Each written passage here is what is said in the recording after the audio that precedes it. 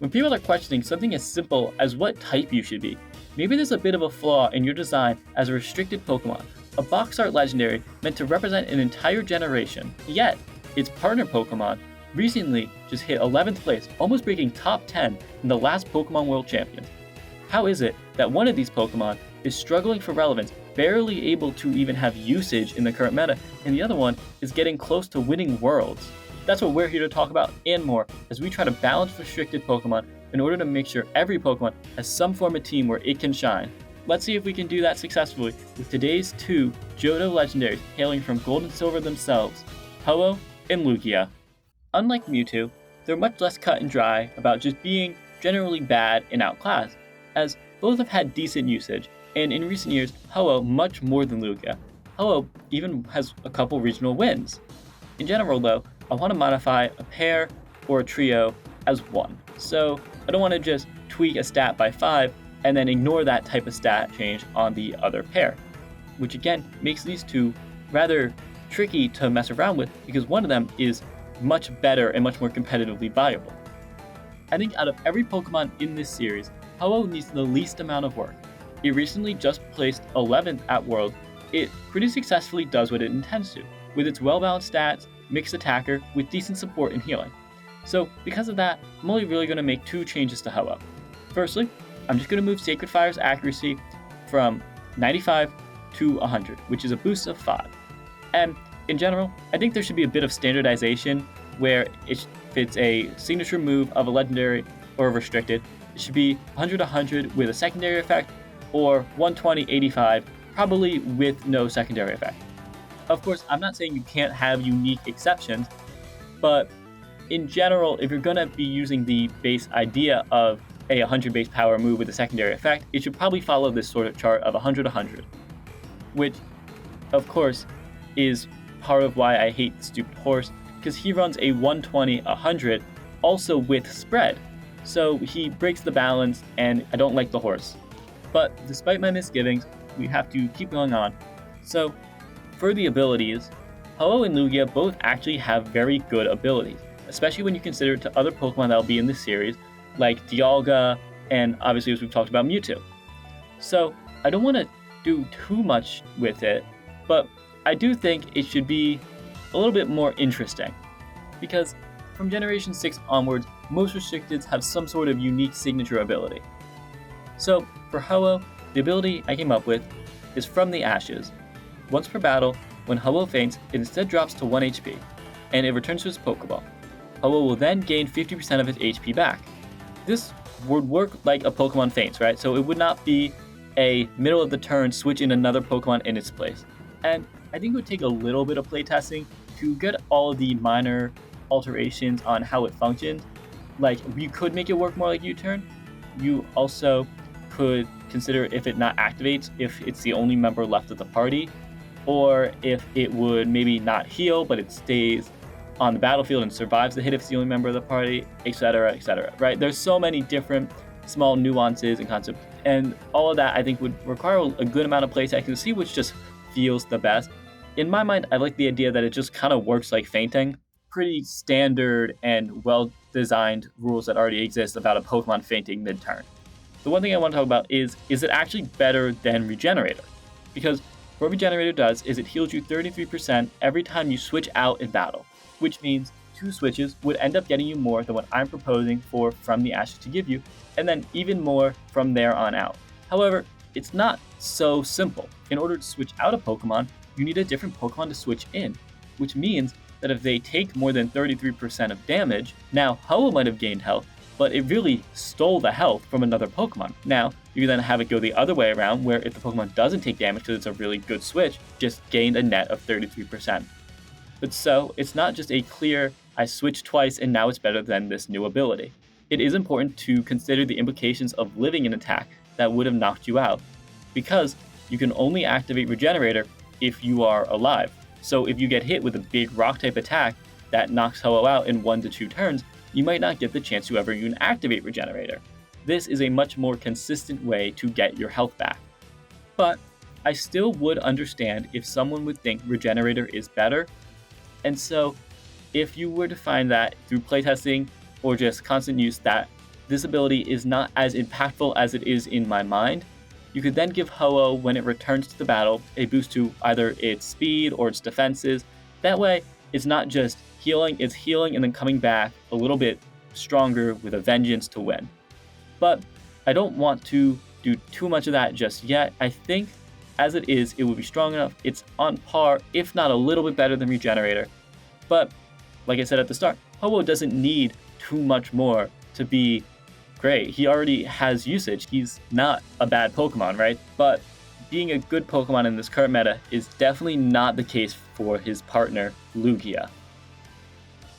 Lugia is a much bigger project than Ho-Oh is, mainly because Ho-Oh got the good version of the stat distribution. Honestly, Lugia likely would have preferred getting the exact same stats as Ho-Oh, but instead got the short end of the stick. And that's really apparent when you look at its 90 in both of its attacking stats. Like, his lore is that he hides in seclusion underwater because he causes storms when he flies. Let's give him 90 offensively. That fits. But in more mechanical terms, it just means he doesn't hit hard. So having him on the field for 10 turns doesn't really... Yeah, he's going to hit hard enough, but he's not a threat, right? He's not your immediate, I need to get rid of him or I lose, like Calyrex is, like Groudon is when he has his primal form, like Mega Rayquaza is, right? So he just kind of wastes a space and he takes a very, very important restricted slot. And I understand the role they wanted to have is a tank. So then why did we give it 110 speed? What does the 110 speed give Lugia that a 90 speed stat wouldn't get? And that's exactly what my first change is. I would switch its special attack with its speed. So a plus 20, minus 20.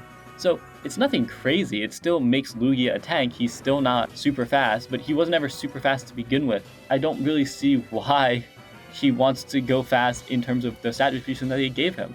Honestly, I would lower his speed even further, but like I said, I want to change the restricted in pairs, and I don't really want to change any of Ho-Oh's stats. I think they're very good as they are. So the simplest thing to do is just move those two around. And there's another thing with Lugia that I think everyone always ends up asking. Why is he Psychic type? He is the guardian of the seas, he lives underwater, he creates storms, he's not a Psychic type. Like, nothing about him, what he does, his design, his lore, anything is Psychic related. And that's exactly why we're going to change his typing. We're going to make him Water Flying. As Water Flying has 5 resistances and 1 immunity, with only 2 weaknesses, 1 to rock and a 4 times weakness to electric, which is way better than what he had of 3 resistances, 1 immunity, and 5 weaknesses.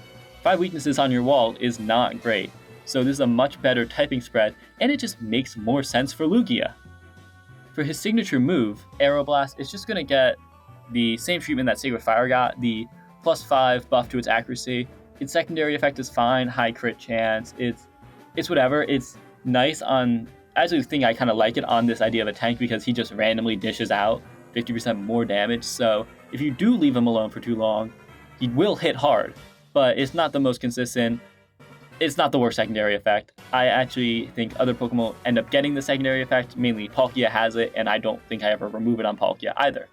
Lugia, like Ho-Oh, has a great ability normally. It has Multiscale, which halves the first attack you take when at full health. Multiscale is a great ability, but also on a tanky Pokemon like Lugia, it's not the most impactful, because Lugia should be expecting to take multiple hits already, so 1 extra hit isn't game changing. Now, with leftovers and roots, it becomes even better, but again, Lugia is so tanky already, giving it more bulk is not going to help it. And that's why we're going to give it a complete ability overhaul. The new ability that I came up with for Lugia is called Stormborn. In the rain, Lugia gains an immunity to electric damage and does an additional 33% with its electric attacks. This defensive monster will now only have 1 weakness in the rain, and it gains extra damage on the already hard-hitting thunder. At first glance, I think this ability seems really broken, but I don't think it's actually too overpowered. I think the easiest thing to compare it to is Desolate Land Groudon. Don't get me wrong, Desolate Land is an amazing ability, right? But I think it's actually still stronger than this new ability. Firstly, they both get rid of a ×4 weakness. However, Lugia is not setting up the rain for itself, something else has to do it for it, unlike Desolate Land, which just blanketly removes it unless Kyogre's on the other side of the field. When you look at the damage boost, it's still not better for Lugia than it is for Groudon.